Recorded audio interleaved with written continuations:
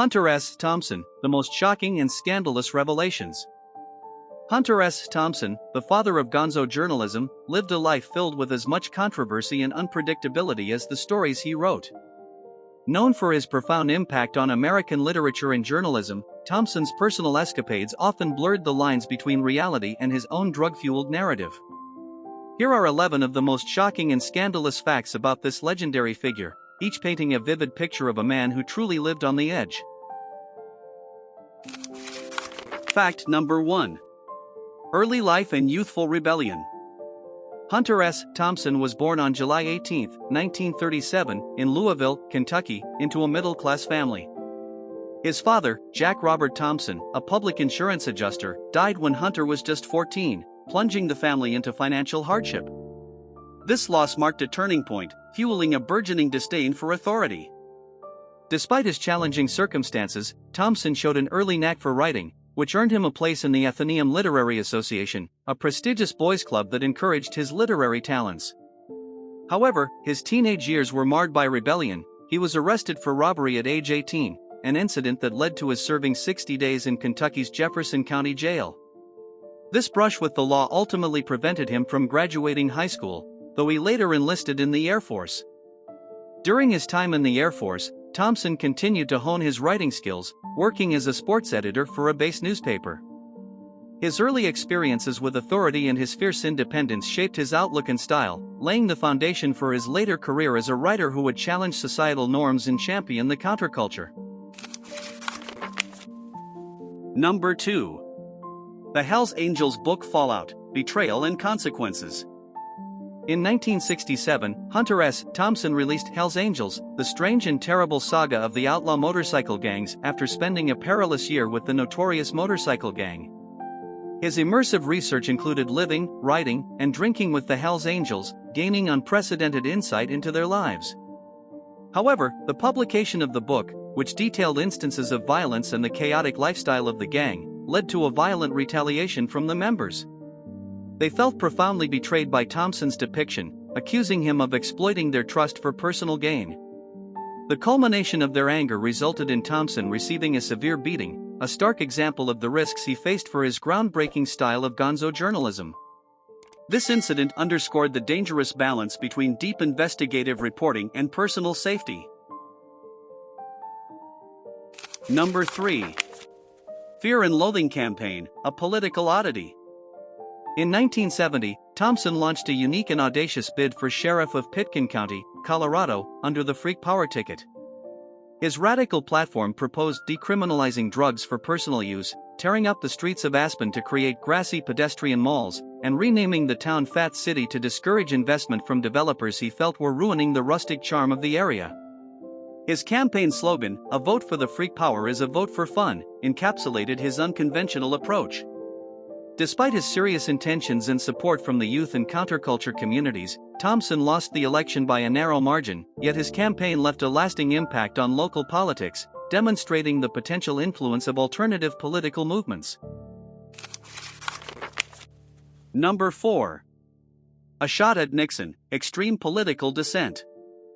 Hunter S. Thompson's aversion to President Richard Nixon was no secret, culminating in a bizarre episode where he half-jokingly considered stopping Nixon's motorcade to challenge him to a duel.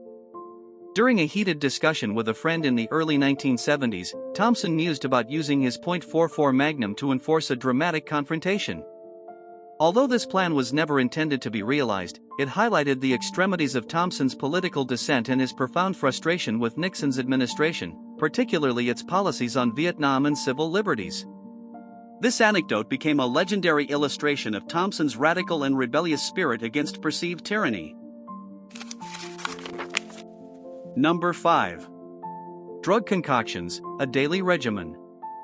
Hunter S. Thompson was infamous for his intense and varied drug use, which he often documented in his work.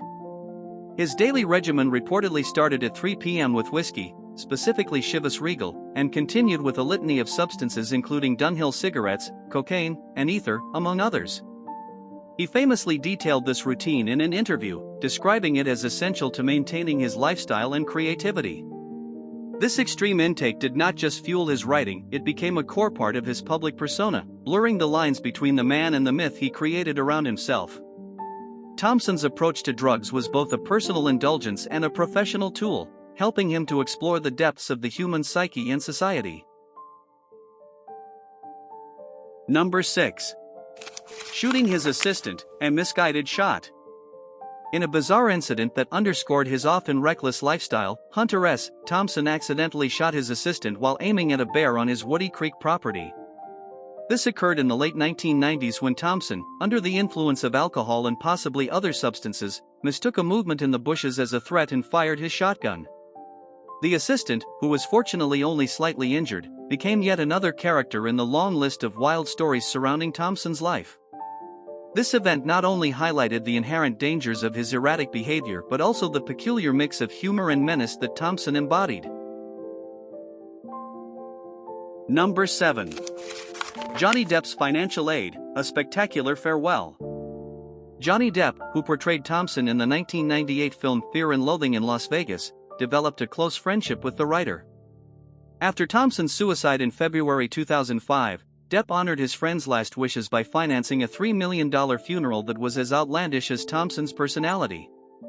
The event featured Thompson's ashes being shot from a cannon mounted atop a 150-foot tower, shaped like a double-thumbed fist clutching a peyote button, an emblem of Thompson's Gonzo journalism. The ceremony was attended by friends, family, and celebrities, and was set against the backdrop of red, white, blue, and green fireworks, symbolizing Thompson's fierce individualism and vibrant spirit. Number 8. Infiltrating the decadent and depraved, the birth of Gonzo. Hunter S. Thompson's report on the 1970 Kentucky Derby, titled "The Kentucky Derby is Decadent and Depraved," marked the official birth of Gonzo journalism. Unlike traditional journalism, Thompson inserted himself into the narrative, blending fact with fiction to capture the surreal essence of the event. Accompanied by illustrator Ralph Steadman, whose grotesque drawings matched Thompson's distorted narrative, the article appeared in Scandalous Monthly and depicted the Derby as a farcical scene of American excess. This piece set the tone for Thompson's future work, where subjective reporting and exaggerated details became his trademarks. Number 9.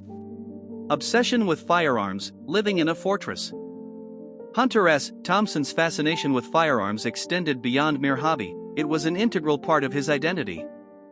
His home in Woody Creek, Colorado, was akin to a fortified bunker, equipped with a vast array of guns and booby traps designed to protect him from real or imagined threats.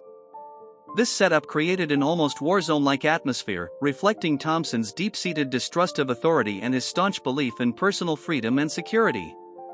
His gun collection was not just for show, it was a critical component of his intense, often paranoid, lifestyle.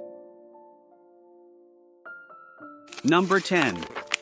The Woody Creek Tavern Brawls, Gonzo in action. The Woody Creek Tavern in Colorado was a frequent setting for some of Hunter S. Thompson's most infamous public displays. Known for his volatile temperament, Thompson often engaged in heated debates and, at times, physical altercations with other patrons. These incidents were sometimes covered by the local press, contributing to his notoriety as a contentious and unpredictable figure. The tavern served as a microcosm of Thompson's world, where the lines between personal life and literary persona often blurred, showcasing the raw, unfiltered character that made him both a legendary journalist and a controversial public figure. Number 11. His final note in family life. Hunter S. Thompson's suicide note, titled "Football Season is Over," reflected a deep sense of loss. Written in 2005, the note described his feeling that the pinnacle of his life had passed and he no longer enjoyed life, indicating no fun at all at age 67. This somber message provides a glimpse into his troubled state of mind at life's end. Thompson's personal relationships were as complex as his professional persona. He first married Sandra Dawn Conklin in 1963, and the couple had one son, one Fitzgerald Thompson, born in 1964. The marriage, strained by Thompson's wild lifestyle and substance abuse, ended in 1980. He remarried in 2003 to his assistant Anita Bijmak, who was with him until his death and played a crucial role in handling his estate. Thompson's family life was often overshadowed by his erratic behavior and fascination with guns, which posed constant challenges and dangers at home. Despite this, he is remembered by friends and family for his loyalty and unexpected generosity, revealing a complex figure behind the public persona of a maverick journalist.